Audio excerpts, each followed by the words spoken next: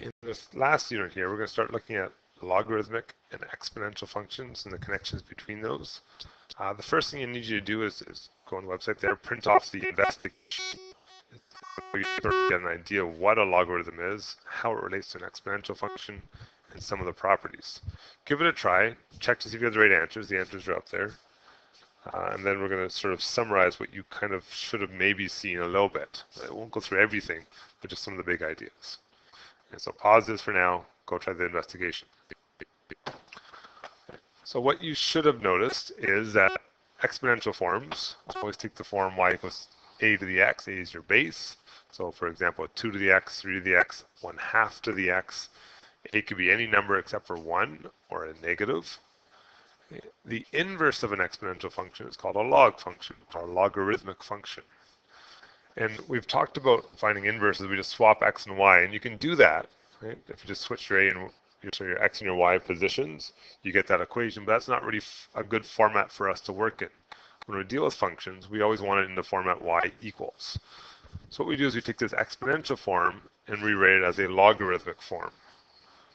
Okay, so a to the power of y comes out to x. And we call a the base of this function. If you saw something like y equals log 2x, 2 is your base. In other words, 2 to the power of y comes out to x every time. And that's the exponential form. That's its logarithmic form. And some things we have to have with logarithms. Well, the base has to be a positive. You cannot have negative bases. You can have decimals, fractions. You can't have negatives. A non-transformed log function, so it hasn't moved left or right or up or down or stretched or compressed or anything like that, and a, which is your base, is bigger than 1, always goes to the point 1, 0. Always, always, always. And the reason why is a to the power of 0 always equals 1. Okay, that's true, right? So a to the power of 0 always has to be 1, so we go to the point 1, 0. This is our x. This is our y, right? That's what the format says. Your domain is always going to be greater than 0, and that's because you have a base that has to be positive. And your range should be all real numbers all the time, forever and ever and ever. So it's going to look something like this. It goes up forever, down forever, has to be greater than 0. It should always be increasing, like our graph shows. Okay. If your base happens to be a fraction, the same properties hold true, except for the function is always decreasing. So it's going to be like a function that goes like that.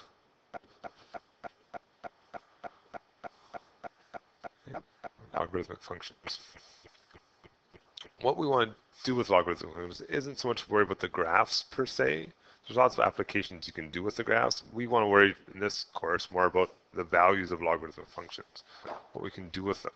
How do we calculate them? And now our calculator can do some of them. There's a log button in your calculator, but there actually have to be a specialized function to be able to do in your calculator. We can actually do more with our brain than we can with our calculator in some points.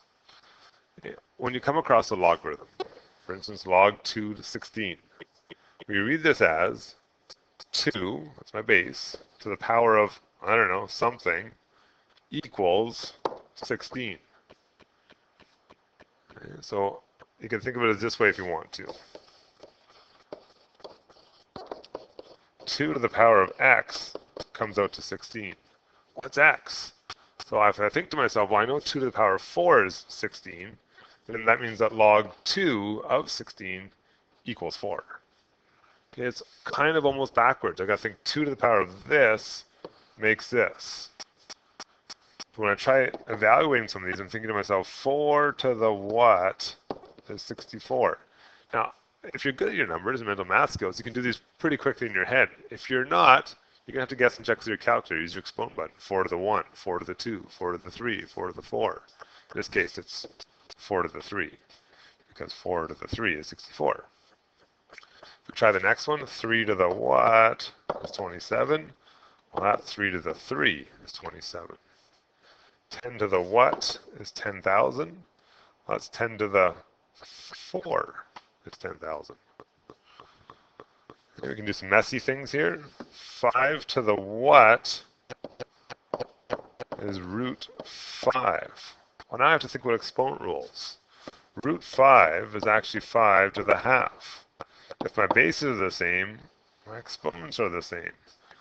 So my what has to be a half. 5 to the half equals root 5. We try e, 10 to the what equals 1. The only way I can get something smaller is if I have a fractional exponent or a 0. 10 to the 0 equals 1, so that answers that. In fact, every time you come out to an answer of 1, it has to be a power of 0. F 3 to the what equals 1/3.